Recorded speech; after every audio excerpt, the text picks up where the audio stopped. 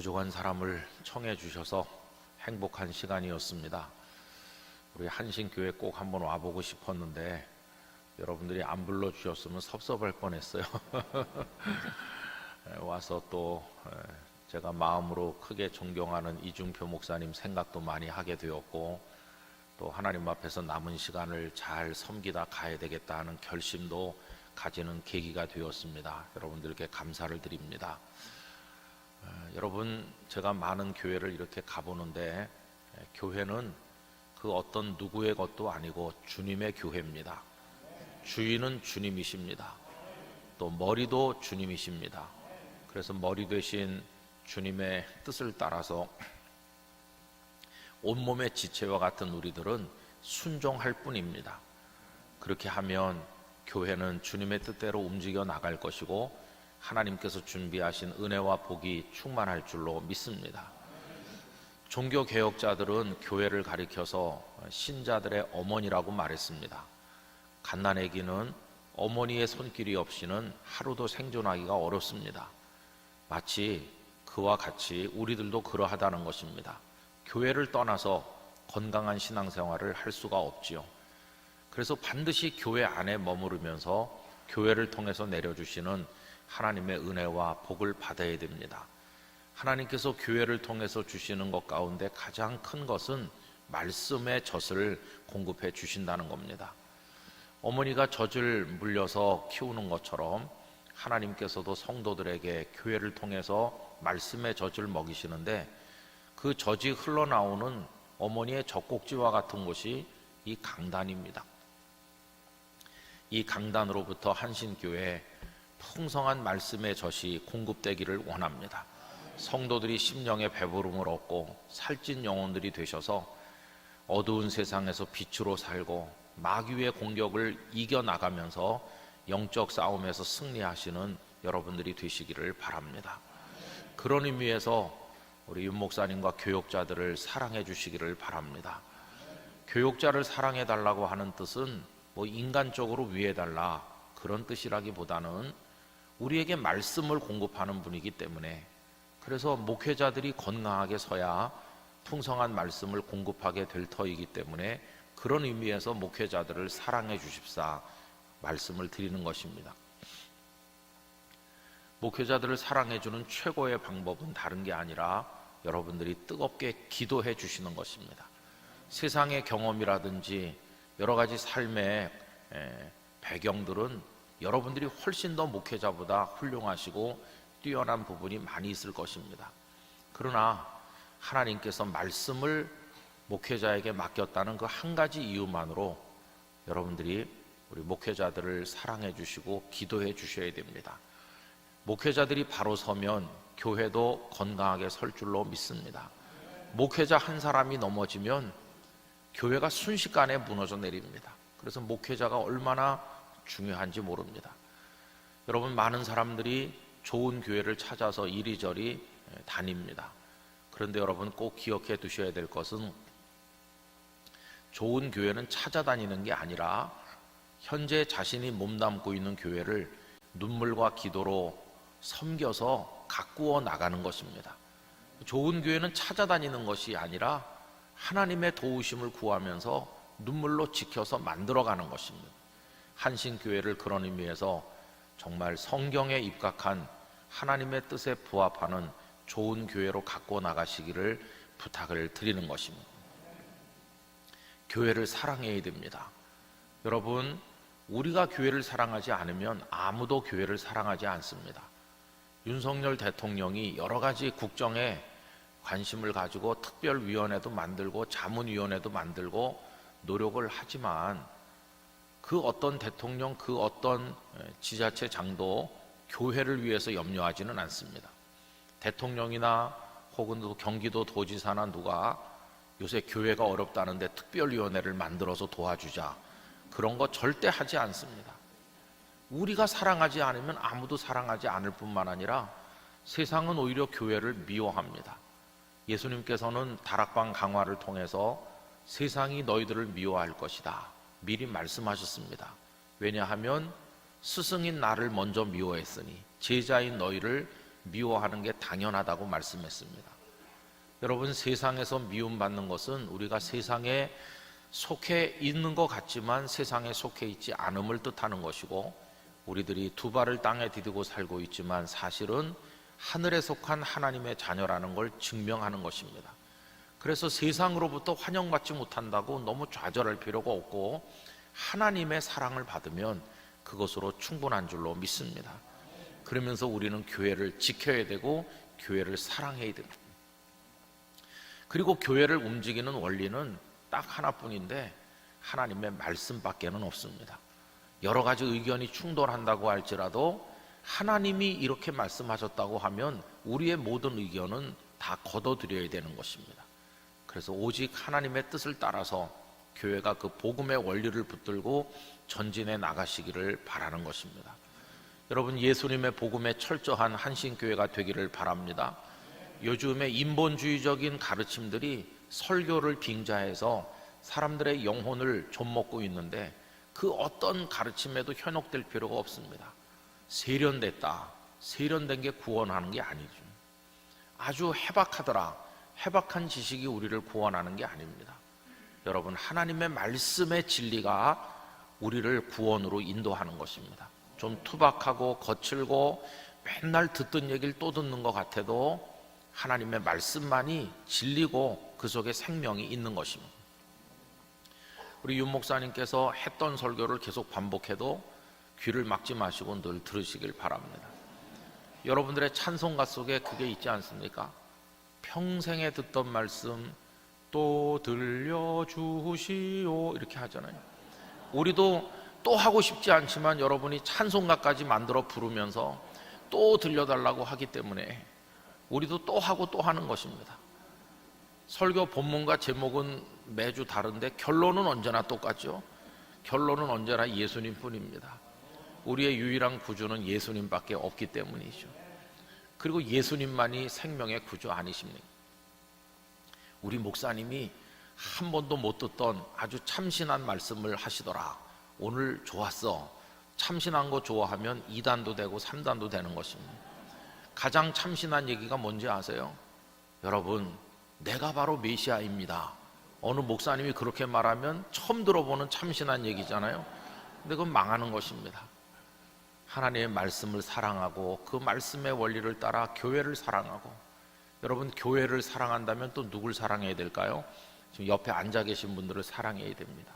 참 이상하게 교회는 다 사랑한다고 그러는데 교회를 구성하고 있는 성도를 미워하는 사람들이 많습니다. 성도 한 분 한 분이 교회 이 건물이라고 상징한다면 건물을 구성하고 있는 벽돌 하나하나와 같습니다. 그런데 교회를 사랑한다고 하면서 형제 자매를 밀어내면, 벽돌이 한 장씩 빠져나가면 벽체가 무너지고 건물이 무너지는 것입니다. 내 옆에 있는 그 사람이 나랑 맞지 않아도 여러분 사랑하셔야 됩니다. 나는 빨간 벽돌이고 이 사람은 노란 벽돌이다. 좀 울긋불긋해도 사랑해야 됩니다.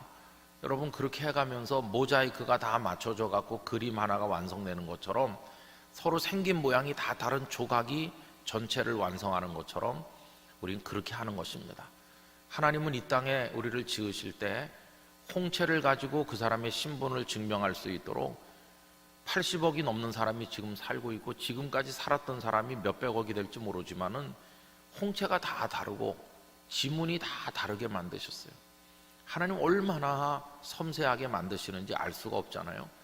다른 게 당연한 거죠. 이 사람의 얘기랑 내 얘기가 다르고 성격이 다르고 입맛이 다 다른 게 당연합니다. 어떤 신혼부부가 신혼여행지에서 다퉜다고 그래요. 감자 삶은 거 사다가 먹는데 거기서 먹을 때 이렇게 말했대요. 혹시 여기 설탕 찍어 먹는 설탕 없나요? 그랬더니 주인이 미안한데 설탕이 떨어졌다고. 아니 뭐 설탕도 없냐고. 그랬더니 그 옆에 있던 그 부인이 하는 말이 혹시 소금은 있나요? 소금도 지금 없는 것 같다고. 그래서 이제 옥신각신했대요.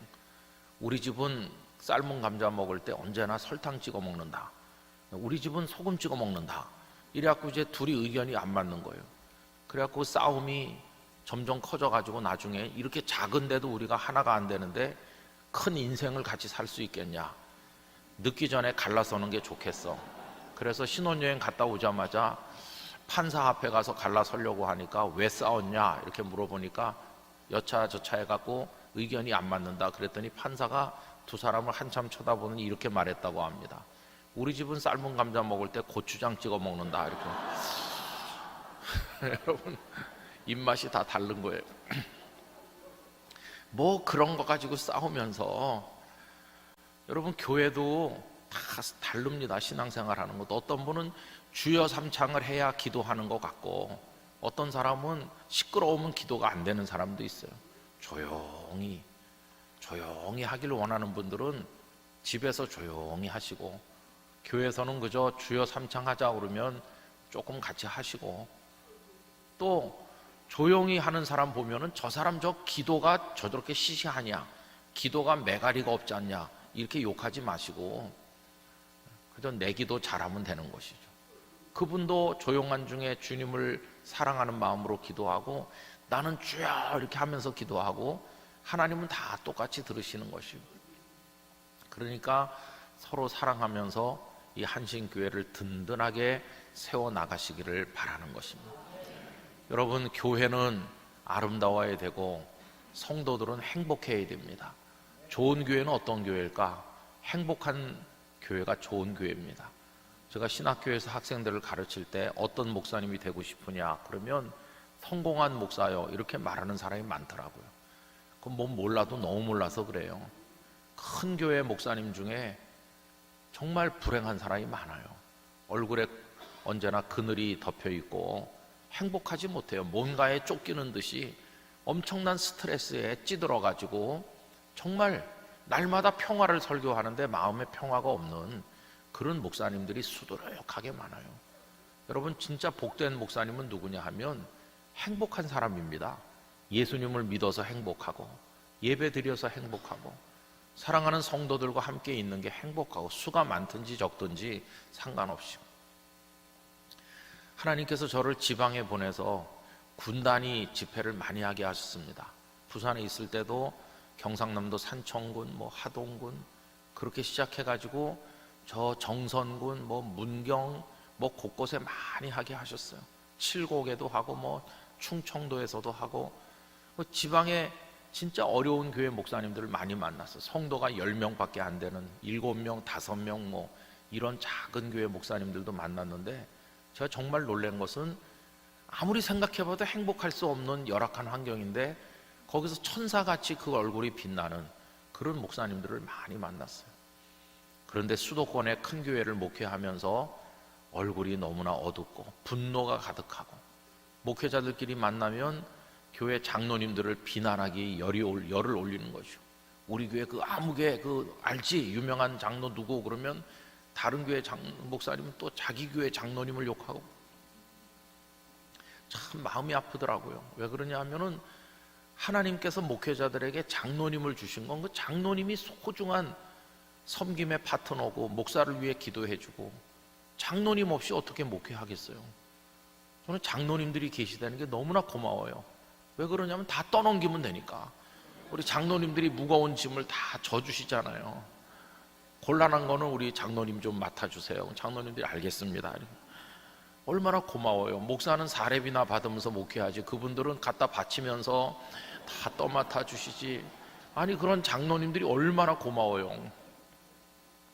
그런데 왜 장로님들을 바깥에 나가서 목사님들은 비방하는지 모르겠어요. 그리고 또 장로님들끼리 모이면 또 목사 욕을 많이 한다고 그래요. 그 서로 참 불행한 것 같아요.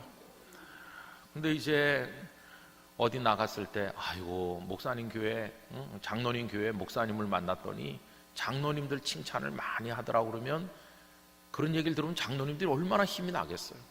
또 장로님들 모임에 내가 갔는데 목사님 교회 장로님이 목사님을 너무 고마워하고 칭찬하더라고 그러면 목사님이 그냥 힘이 나는 거예요.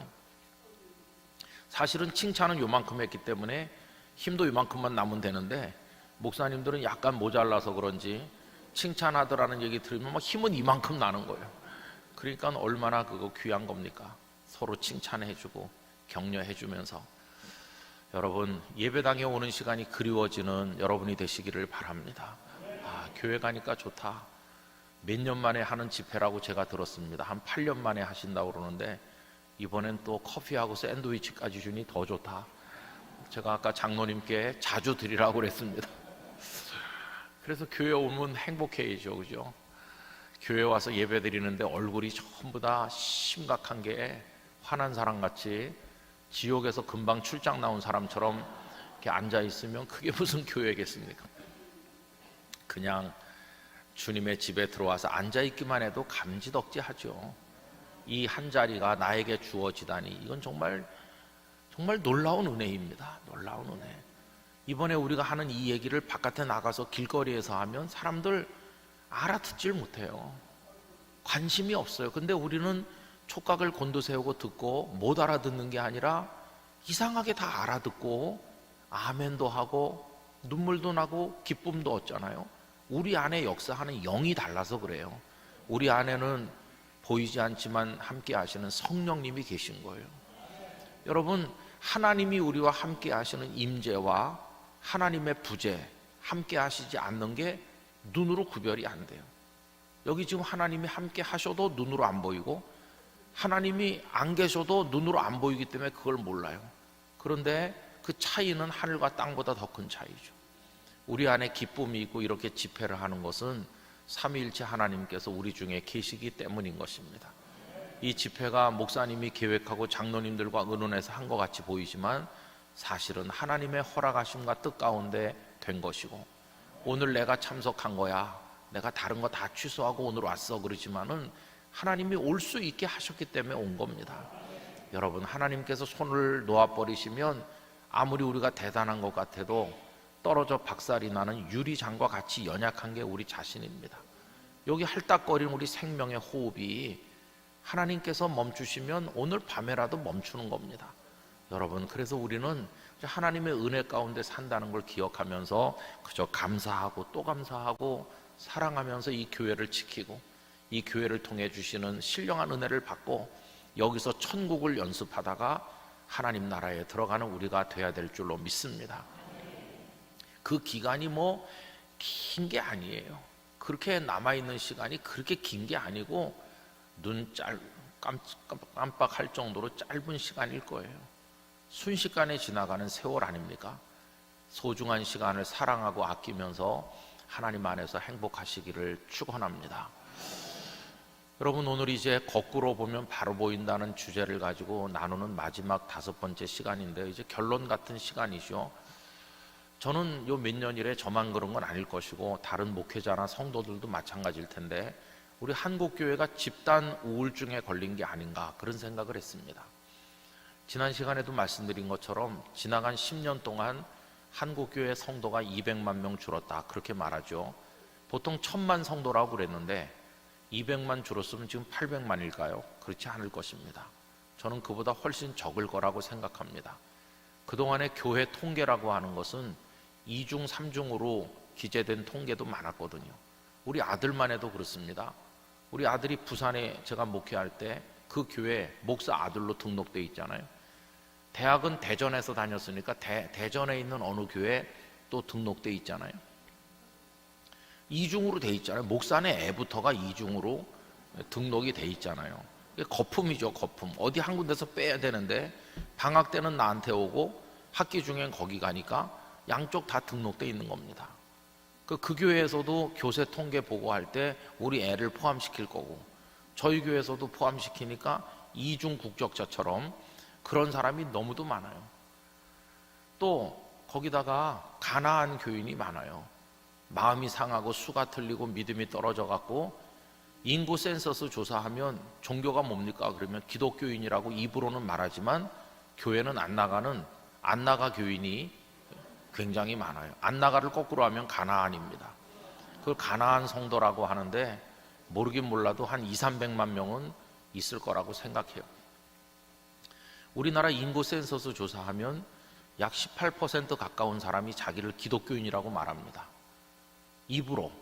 그런데 교회는 안 나가는 사람이 많아요. 여러분, 그분들이 조사하는 사람에게 나 기독교인 아니에요라고 말하기 전에 기독교인 아니라고 말하기 전에 빨리 교회 오게 해야 됩니다. 그래도 아직까지는 기독교인이라고 말하고 있으니까 희망이 있는 거죠. 근데 무엇 때문에 그들이 안 올까요? 믿음이 없어서 그래, 이렇게 말할 수도 있겠지만은 교회가 그들을 밀어낸 측면도 많아요. 교회 부조리, 삐뚤어진 권위주의, 그리고 폐쇄성, 그리고 교회 파벌과 다툼과 분열, 교회가 세속화돼서 세상보다 더한 욕망의 공동체로 전락해가는 여러 가지 모습들이 많은 사람들을 실망케 하고 상처받게 만들고 교회를 떠나게 만들었을 겁니다. 그러다가 코로나가 온 다음부터 신조어가 생겼는데 둥둥 떠다니는 사람들이 많이 생겼다는 거예요. 그걸 플로팅 크리스찬이라고 하는데 둥둥 떠다녀요. 이 사람들 보고 교회 어디 다니세요? 그러면은 어느 교회 다닌다고 말해요. 그러면 혹시 직분을 가지셨습니까? 그러면 예, 제가 그 교회 집사입니다. 그래요. 아, 그러면 교회 열심히 봉사하세요? 그러면 1년에 한 10주만 가요. 이렇게 말해요. 그럼 나머지 주일은 예배를 어디서 드리냐? 요새 그냥 인터넷에 들어가서 오늘은 이 교회, 내일은 저 교회, 이 목사님, 저 목사님 설교를 듣는 거예요. 그래서 그분에게는 담임 목사가 수십 명 되는 거예요. 담임 목사님의 권위가 땅에 떨어졌어요. 담임 목사님이 여러분 그렇게 하시면 안 됩니다, 이렇게 하면은 이분이 대뜸 하는 말이, 제가 인터넷에서 다른 설교를 들었더니 다른 교회 목사님은 그렇지 않다고 하시던데요. 이렇게 말하니까 담임 목사님의 리더십이 이게 많이 힘이 빠졌어요. 그렇게 둥둥 떠다니는 분들이 플로팅 크리스찬이에요. 오늘은 이 교회 가서 예배 드리고 내일은 저 교회 가서 드리고. 참 이상한 건 저희 교회도 코로나 이전에 인터넷에 접속하던, 홈페이지에 접속하던 숫자가 있잖아요. 그럼 코로나 이후에도 그게 똑같아야 되는데 코로나 이후에 접속 숫자가 많이 늘었어요. 그 왜 늘었을까요? 떠돌아다니는 성도가 영락교회도 한번 가볼까? 그러면서 왔다 가는 거예요. 그래서 오셔서 반갑다고 해야 될지 오지 말라고 해야 될지 참 딜레마가 많아요. 여러분, 이게 교회를 무질서하게 만드는 거죠. 그래서 교회가 다 이렇게 가장자리로부터 부서져 나가고 있는 것 같아요.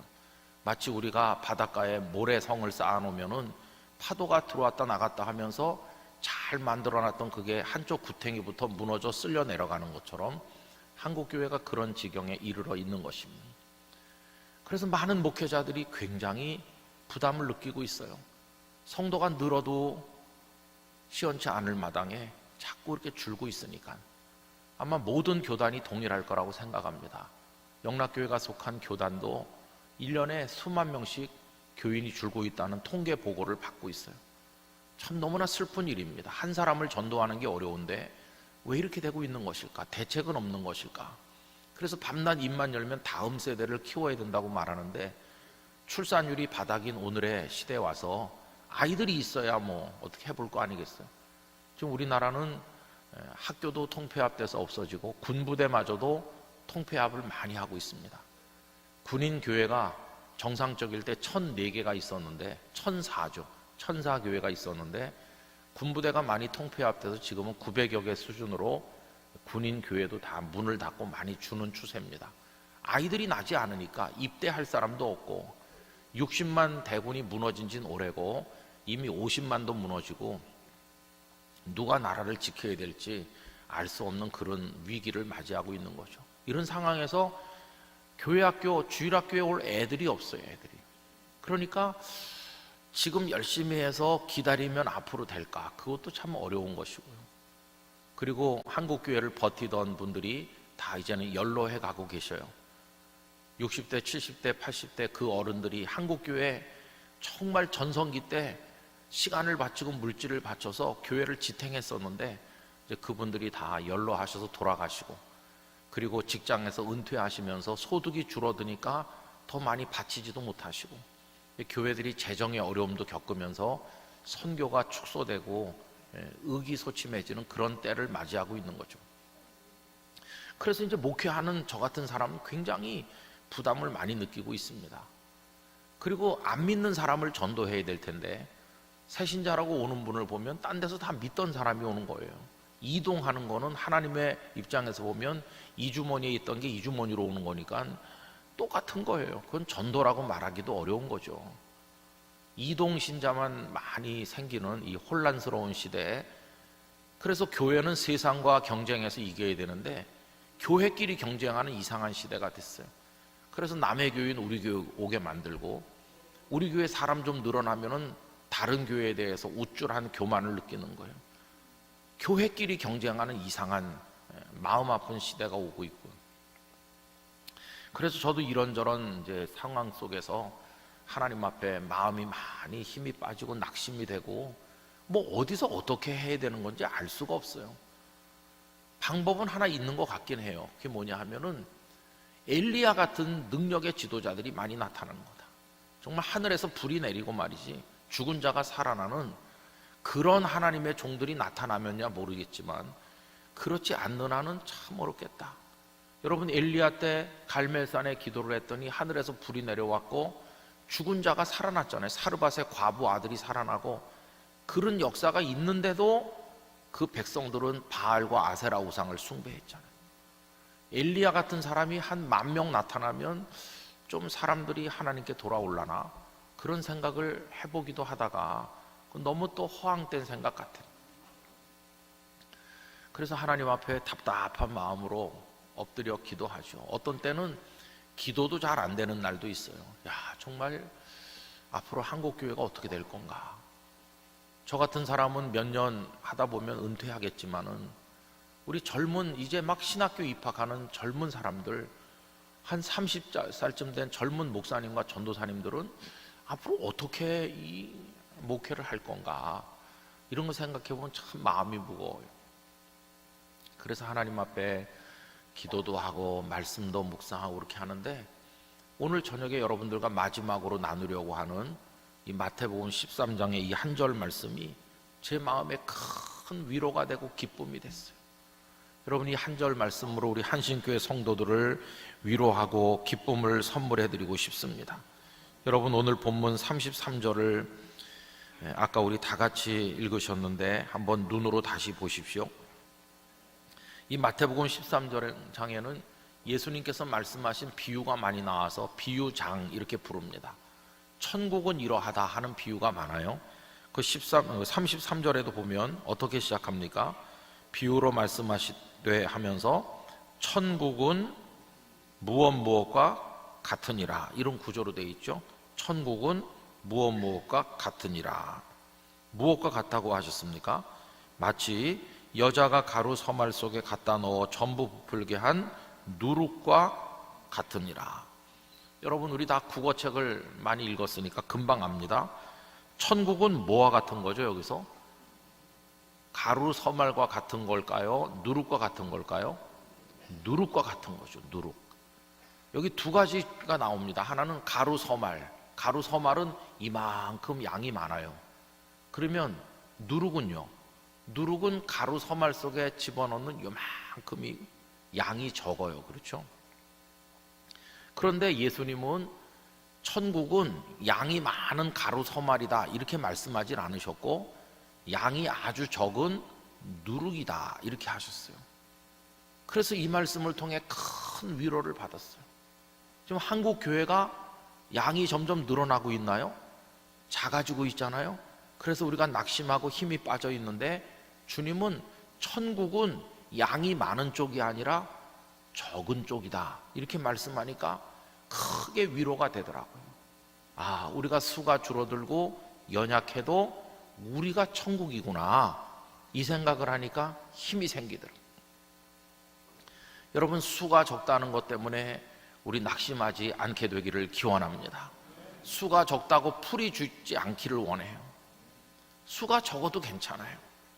그리고 성경을 보니까 다 수가 적었더라고요. 지난 시간에도 말씀드린 것처럼 기드온이 전쟁하러 나갈 때 32,000명 중에서 남은 건 300명 뿐이었어요.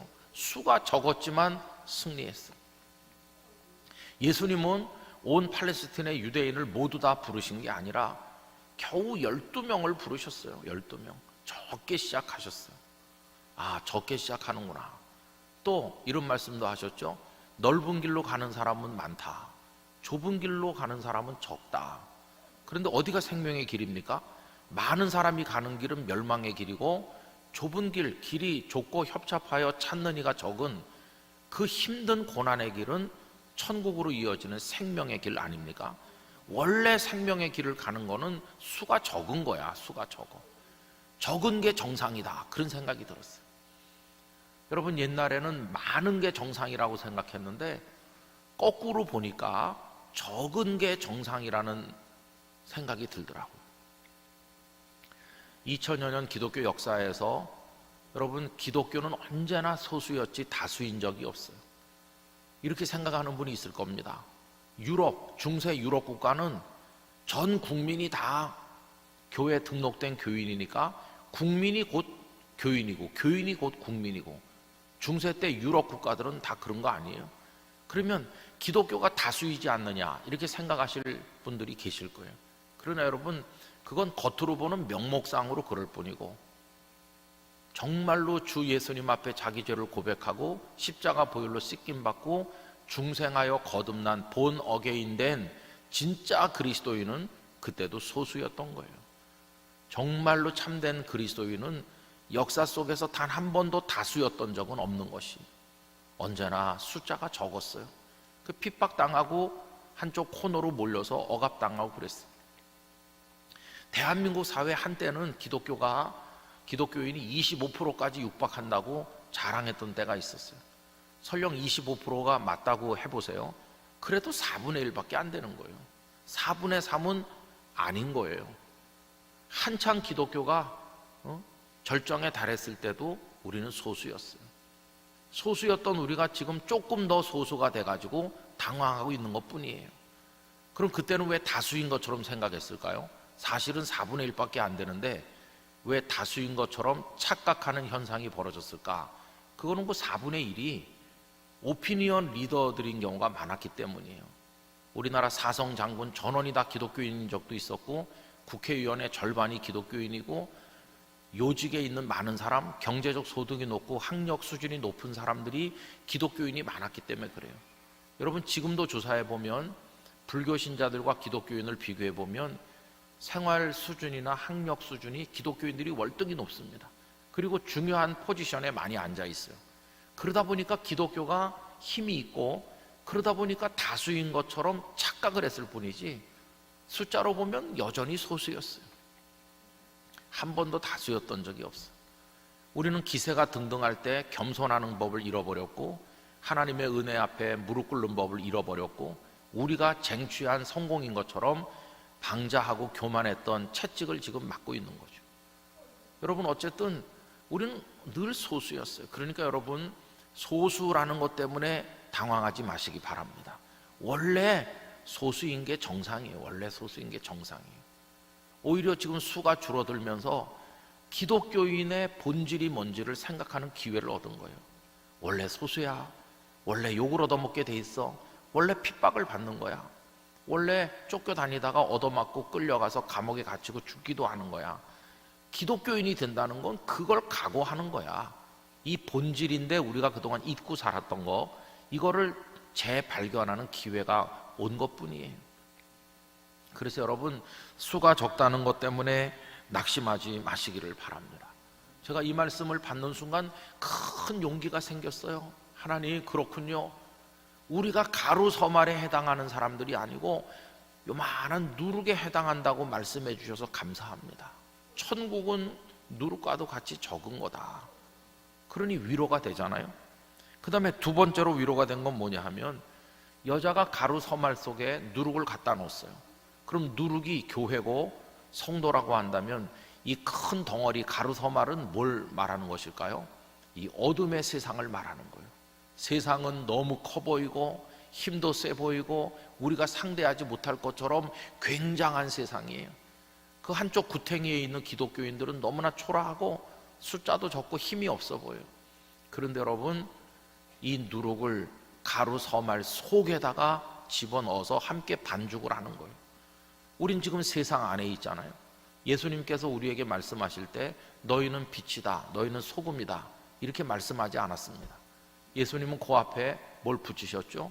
너희는 세상의 소금이고 세상의 빛이다. 세상 속에서 소금도 되고 빛도 되는 거다. 가루 서말 속에서 누룩으로 자리 잡고 있는 거다. 여러분 그렇게 가지고 이제 반죽을 해놓는 거죠.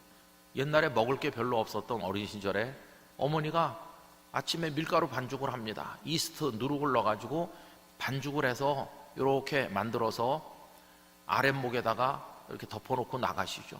아랫목이 뜨끈뜨끈하니까 저녁 때 와서 보면 막 부풀어 있어요.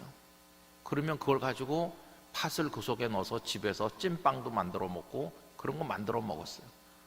여러분 가루 서말 속에 누룩을 가져다 넣으면은 부풀어 오르는데, 부풀어 오르게 만드는 변화의 동인이 되는 건 무엇입니까? 가루가 저절로 부풀어 오르나요? 아닙니다. 그 속에 누룩이 있어 가지고 누룩의 힘으로 가루 전체가 부풀어 오르는 거예요. 아, 하나님 그렇군요. 천국의 원리가 그거군요. 우리가 수가 적지만 낙심하지 않을 수 있는 이유는 우리가 적어도 이 세상 속에 들어가서 그리스도인다운 그리스도인이 되기만 하면 이 세상이 부풀어 오르고 변화될 줄 믿습니다. 바로 그걸 알려주시는군요. 이걸 깨닫게 됐습니다.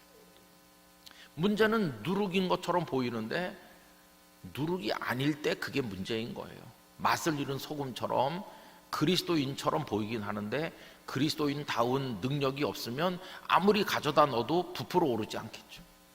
결국 관건은 우리가 수가 적다거나 세상이 너무 강하고 어둡다거나 악하다거나 그게 문제가 아니라 마지막 관건은 우리 자신이라는 걸 알 수 있어요. 내 자신이 맛을 잃은 소금과 같고 부풀어 오르게 만드는 능력이 없는 쓸데없는 누룩과 같이 되니까 우리가 세상에 있어도 아무 변화가, 부풀어 오르는 역사가 일어나지 않는 거죠.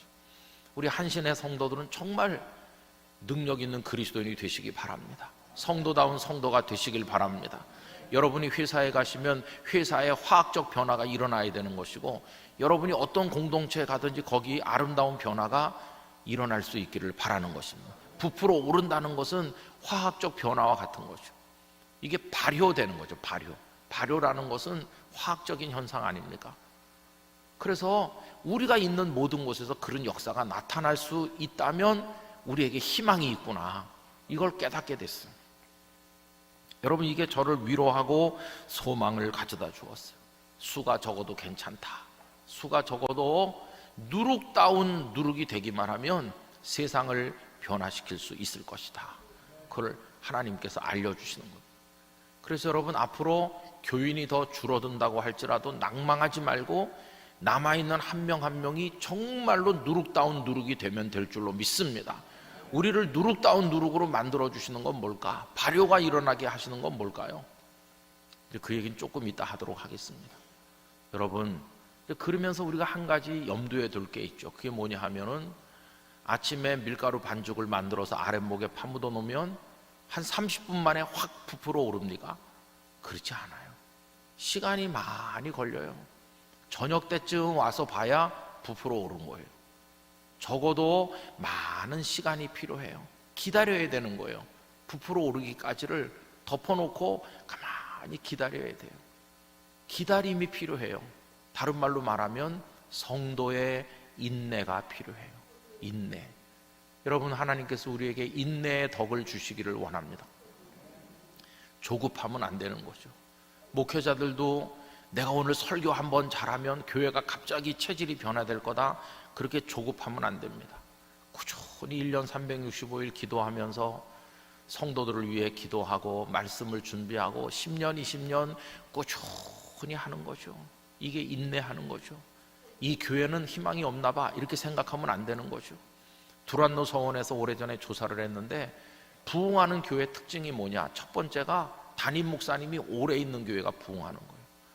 담임 목사님이 평균 3년 만에 바뀌는 교회, 5년 만에 바뀌는 교회, 10년 만에 바뀌는 교회, 많은 교회를 무작위로 샘플링 해갖고 조사를 했더니 확연하게 차이가 났는데, 목사님이 오래 계시는 교회일수록 굉장히 부흥한 반면, 목사님이 자주 바뀐다는 건 갈등이 많다는 것이고, 목사님이 바뀔 때마다 성도가 줄어들어서 목사님이 3년 4년 만에 몇 번 바뀌고 나면 교회가 반토막되고, 한 목사님이 인내하면서 꾸준히 기도하면서 이렇게 하는 거예요.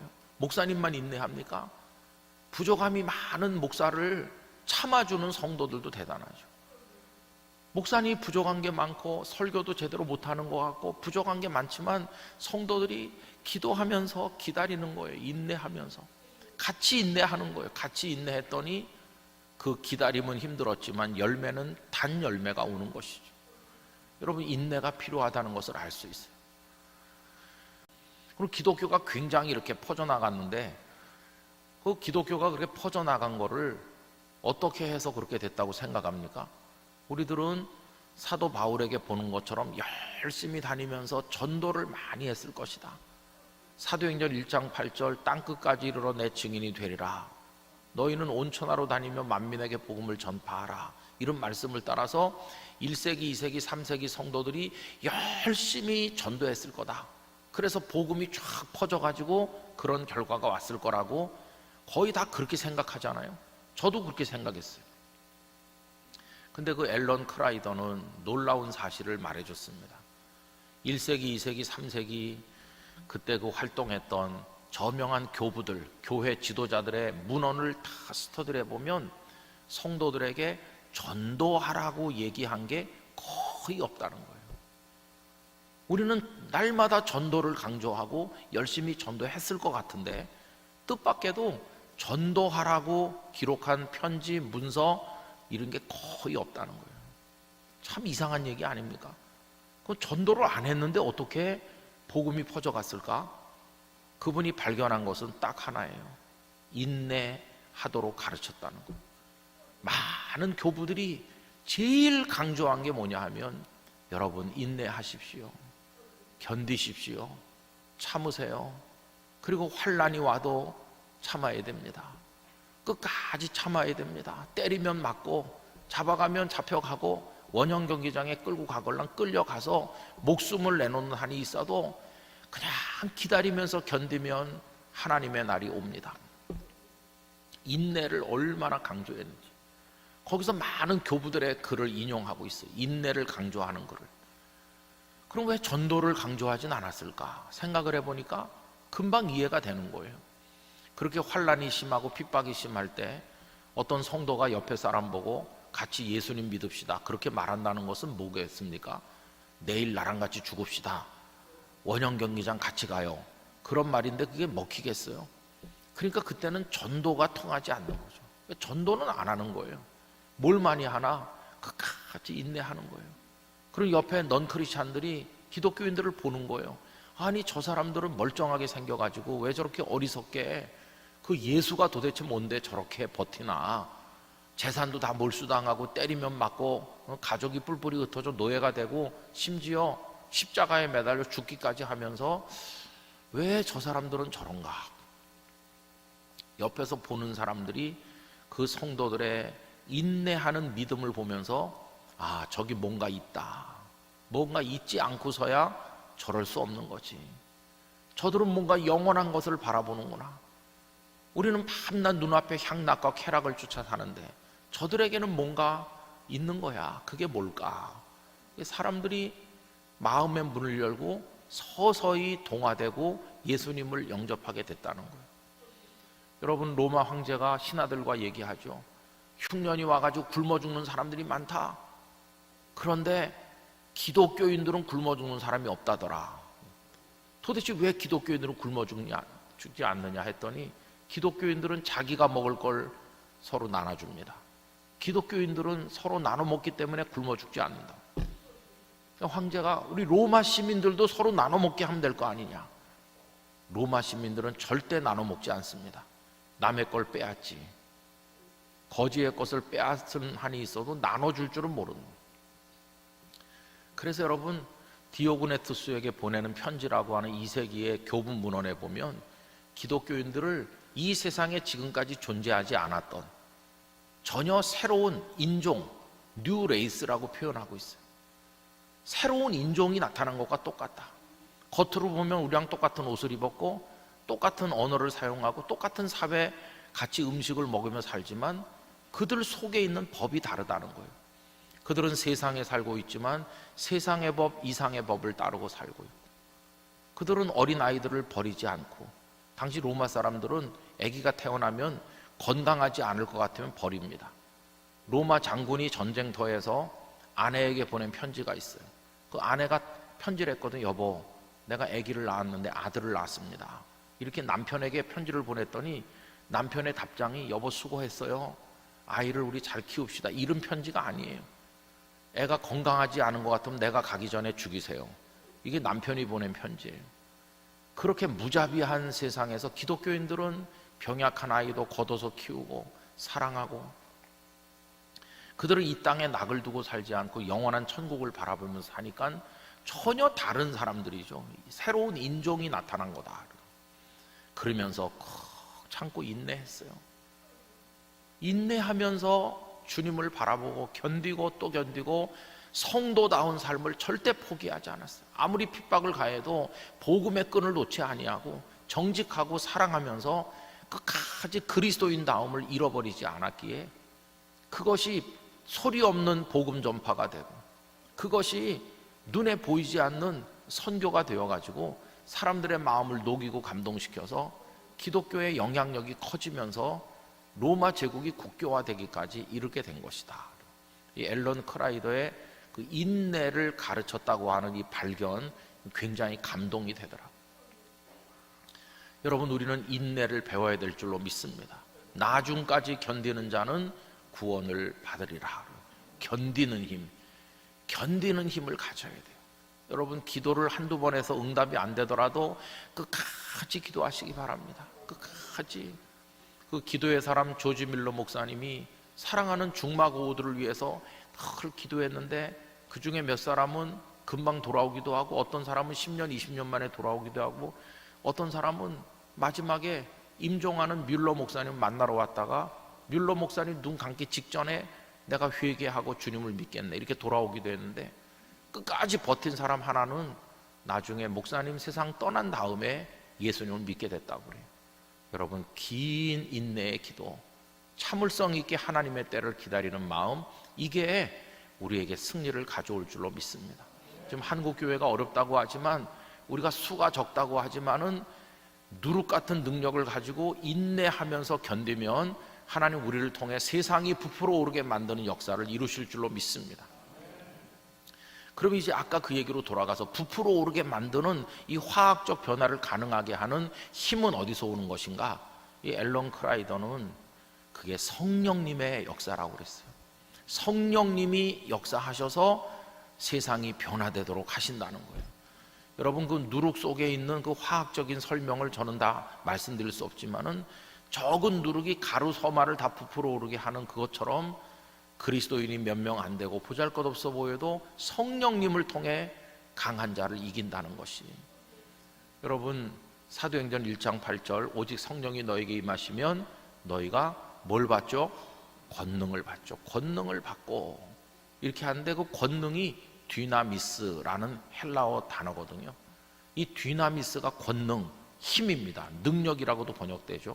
근데 뒤나미스라는 이 헬라어 단어로부터 파생된 단어가 영어의 다이너마이트입니다. 다이너마이트는 폭탄이잖아요. 폭탄. 여러분, 수류탄이 커서 바위를 깨뜨리나요? 크기로 말하면 바위는 이만하고 수류탄은 요만합니다. 그런데 작은 게 큰 것을 어떻게 깨뜨리나요? 폭탄이니까요. 폭탄. 계란으로 바위가 깨질까? 계란으로 1000번 만번 바위를 향해 던져도 계란이 팍싹 깨지지 절대 바위가 깨지지 않습니다. 바위는 금도 안 가요. 계란을 10,000개를 던져도 바위는 금도 안 가요. 그러니까 계란으로 바위를 깨는 건 불가능한 거예요. 그런데 그게 흰자 노른자가 들어있는 계란이 아니고 껍질은 계란같이 보이는데 속에 폭탄이 들어있다면 어떨까요? 바위가 쩍 깨지는 거예요. 폭탄이니까. 그 예수님의 제자들이 그랬어요.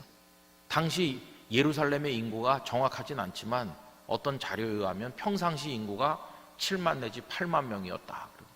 7만 내지 8만 명이 사는 예루살렘에 다락방에 모인 사람 120명. 그럼 8만 명 대 120명. 이게 게임이 되겠어요. 또 오순절에 많은 유대인들이 순례자로 왔잖아요. 6월절이나 오순절이 되면 많은 전 세계에 퍼져 있던 디아스포라 유대인들이 오는데, 요세푸스의 기록에 따르면 많이 올 때는 200만 명도 왔었다. 그럼 그때 100만 명만 왔다고 쳐도 100만 명 중에 120명, 이게 게임이 되겠어요? 그런데 여러분, 그들은 난공불락의 요새와 같고 큰 바위산과 같은데, 다락방에서 기도하다가 성령에 충만한 이 제자들은 정말 몇 명 안 돼요. 연약한 계란같이 보였어요. 그들은 큰 바위같이 보이고. 그런데 가서 충돌했더니 깜짝 놀랍게도 이 계란처럼 보였던 연약한 예수님의 사람들이 예루살렘의 바위들을 깨뜨리는 것이에요. 하루에도 3,000명이 돌아오고, 제사장의 많은 무리들이 그리스도의 복음 앞에 무릎을 꿇고, 믿어지지 않는 일들이 벌어졌어요. 왜? 그들은 단순한 제자가 아니라 성령님께 붙들린 사람이 됐으니까. 성령님이 하신 것이. 여러분, 저는 오늘 이 집회 이제 마무리를 해야 되는데, 이번에 거꾸로 보면 바로 보인다고 그랬는데, 거꾸로 보며 살면요, 세상에서 가장 바보 같고 어리석은 사람이 됩니다. 다 바깥 세상의 정보에 눈을 떠야 되고, 바깥 세상에 어떤 변화가 있는지 살펴서 거기 적응해야 성공할 수 있다고 그러는데, 바깥 세상에 무관심한 것처럼 보이고 자기 내면만 들여다보면서 내 안에 하나님이 계시다, 하나님으로 인해 즐거워한다, 이렇게 말하면 사람들이 이해하겠어요? 전 세상에 적응하지 못하는 사람 아닌가? 지금 바벨론 군대가 쳐들어오고 있는데 도망갈 생각도 안 하고 저 뭐 하는 거지? 이렇게 생각할 거 아니겠어요?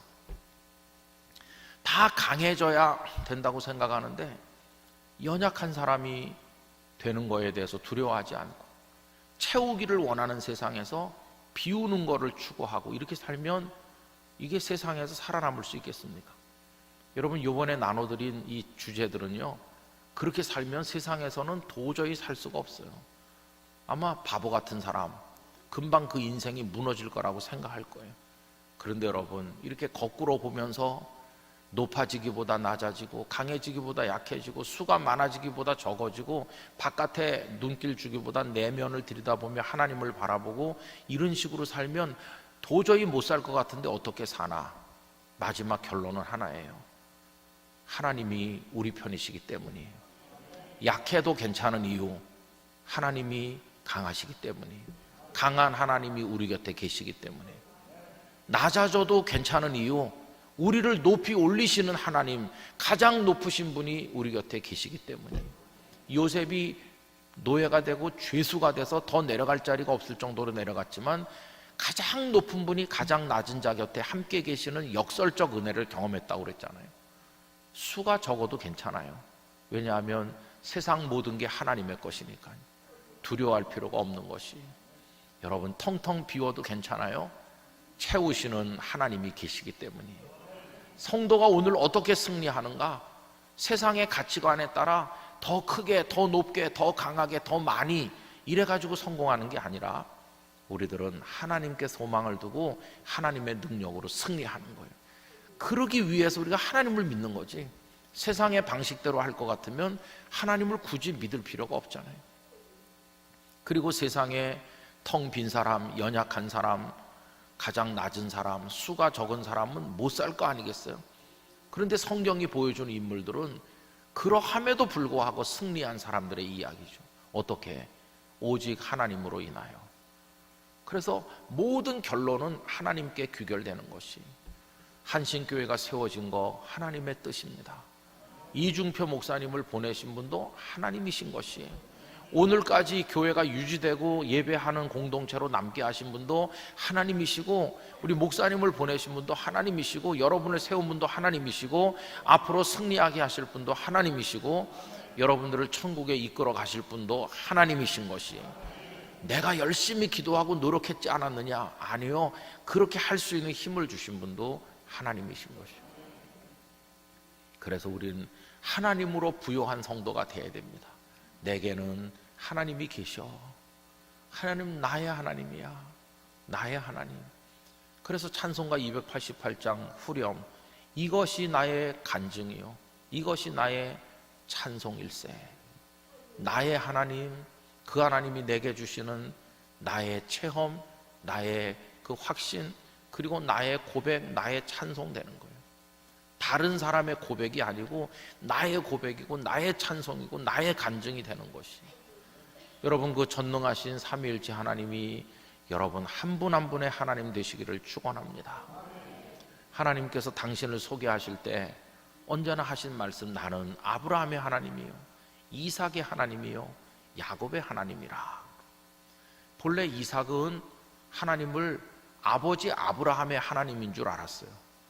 우리 아버지가 믿는 하나님이시지 이렇게 생각했던 이삭인데, 모리아 산에 올라가서 자신이 결박되고 아버지의 칼이 자기를 찌르려는 순간 하나님이 부르시는 음성을 들었고, 그 뒤에 양이 준비된 걸 아는 순간 모든 것을 알고 계시고 준비하시는 하나님이 계시다는 걸 체험하게 됐어요. 그때부터 그 모리아 산에서 만난 하나님은 이삭의 하나님이 되신 거예요. 하나님은 우리 아버지가 믿는 하나님인 게 아니라 동시에 나 이삭의 인생을 이끄시는 나의 하나님이시구나, 이걸 깨닫게 됐어요. 하나님 안에만 있으면 걱정할 게 없어요.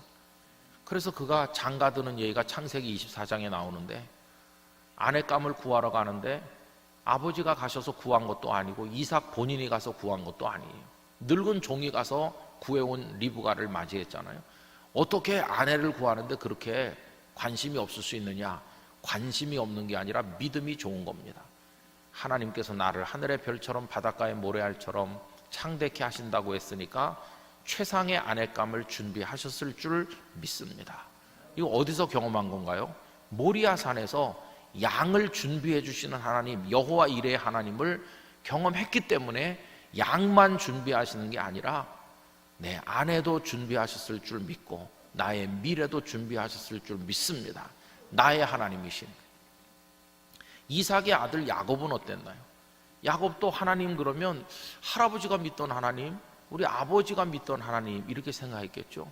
그런데 그가 형님을 피해서 외삼촌 라반의 집으로 도피하다가 인적 없는 들판에 돌베개를 베고 잠들었을 때 하나님의 사다리가 내려왔고, 그리고 천사들이 오르락내리락 했잖아요. 그 유명한 어거스틴은 고백록 속에서 이걸 기가 막히게 설명하죠. 왜 사다리가 내려왔을까? 사람의 힘으로는 하나님께 사다리를 세울 능력이 없으니까 하나님이 내려보내 주시는 거다. 각양 좋은 은사는 다 위로부터 내려오는 거지 인간이 스스로 쟁취하는 게 없다. 우리 무능하니까. 은혜의 사다리가 위로부터 우리 성도들에게도 내려오길 바랍니다. 사다리를 내려보내 주셨으면 이제 네가 밟고 올라와라 이렇게 부르시지 않았을까? 우린 사다리를 내려보내줘도 밟고 올라갈 능력이 없는 무능하기 때문에 하나님의 사자를 내려보내 주신 거다. 기가 막히게 아름답게 설명하고 있죠. 그러면서 음성이 들리기를, 나는 너의 하나님이다. 너 가는 길에서 내가 너를 지키고 너를 다시 돌아오게 해주겠고 너를 보호해 주겠고 너 누운 땅을 너와 네 자손들에게 주겠다. 야곱이 깜짝 놀랐어요. 들판에 자기 혼자인 줄 알았더니 하나님이 같이 계시다는 걸 알게 됐어요. 나의 하나님도 되시는구나. 나의 하나님이시구나. 그래서 아침에 깨가지고 베개에 있던 돌을 세워 기름을 붓고 그곳을 뭐라고 불렀습니까? 벳엘 이렇게 부르죠. 벳엘. 엘은 하나님이란 뜻이고 벳은 집이란 뜻이니까 여기 아무도 없는 이곳이 하나님이 계시는 하나님의 집이구나.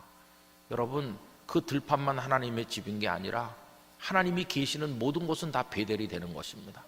여러분이 집에 가시면 여러분의 집이 베델이 될 줄로 믿습니다. 성도가 있는 모든 곳이 하나님이 함께 계시는 베델이 되는 것이죠. 그리고 그가 일어나서 세 가지 서원을 하는데 첫째가 뭔지 아세요? 첫째가 이제부터 하나님은 나의 하나님이 되실 것이요 야곱의 하나님이 되셨어요. 그리고 이곳이 하나님의 전이 될 것이요, 거기 나중에 성전이 세워졌죠. 그리고 세 번째는 내게 주신 모든 것에서 10분의 1을 내가 반드시 하나님께 드리겠습니다. 이렇게 약속하죠. 세 가지 약속 중에 첫째가 이제부터는 나의 하나님, 야곱의 하나님이 되실 것이요. 그래서 하나님은 당신을 소개할 때 나는 아브라함의 하나님이다, 이삭의 하나님이다, 야곱의 하나님이다. 여러분, 우리 한신교회 성도 한 분 한 분의 하나님이신 줄 믿습니다. 그 하나님을 여러분의 하나님으로 고백하시고, 내가 텅 비었든지 낮든지 작든지 적든지 뭐 어떻든지 간에 나의 하나님이신 그분으로 인하여 나는 승리할 줄 믿습니다. 그런 믿음으로 전진하고 또 전진하시기를 축원합니다. 이 교회가 아름다운 믿음의 성도들로 가득하게 채워지고 하나님의 역사를 이루는 교회가 되기를 진심으로 기원합니다. 여러분, 부족한 사람이 와서 많은 말씀을 했는데 여러분의 신앙과 삶에 도움이 안 되는 말씀은 하나님께서 다 잊혀지게 하실 줄로 생각합니다. 그러나 여러분의 마음에 꼭 필요한 말씀이 있었다면 그것이 씨앗이 되고 잘 자라서 큰 나무처럼 되고 열매가 많이 맺히고 여러분의 삶에 하나님의 축복이 깃들기를 간절히 기원합니다. 늘 좋은 소식을 주고받기를 원하고요. 저도 한신교회를 위해서 기도하겠습니다. 여러분들도 영락교회를 위해서 기도해 주시기를 바랍니다. 지금은 서로 다른 교회에 있지만 우리가 들어갈 천국은 하나고 하나님도 한 분 하나님이시니 나중에 천국에서 만나걸랑 모른 척하지 마시고 거기서 함께 영원히 하나님을 찬송하게 될 줄로 믿습니다. 여러분들에게 하나님의 은혜와 평강을 기원합니다. 기도하겠습니다. 아버지 하나님, 감사합니다. 둔하고 어리석은 이 종을 보내서 우리 성도들을 만나고 하나님의 말씀을 나누게 해주심을 감사합니다. 거꾸로 보면 오히려 주님을 바로 볼 수 있고 성경을 바로 이해할 수 있는 줄 믿습니다. 그동안 잘못 오염된 저희들의 신앙의 방향성 때문에 성경을 오해하거나 잘못 생각했던 것들을 이번 기회에 바로잡게 하시고 진심으로 주님이 원하는 성도로 살아가게 하여 주옵소서. 그렇게 해도 우리가 승리할 수 있음은 하나님께서 우리 하나님이 되시기 때문인 줄 믿습니다. 인내하면서 누룩다운 누룩으로 성령으로 무장되어 살아가도록 은혜를 주옵소서. 감사와 찬송을 올려드리며 생명의 구주 예수님 이름으로 기도 올리옵나이다. 아멘.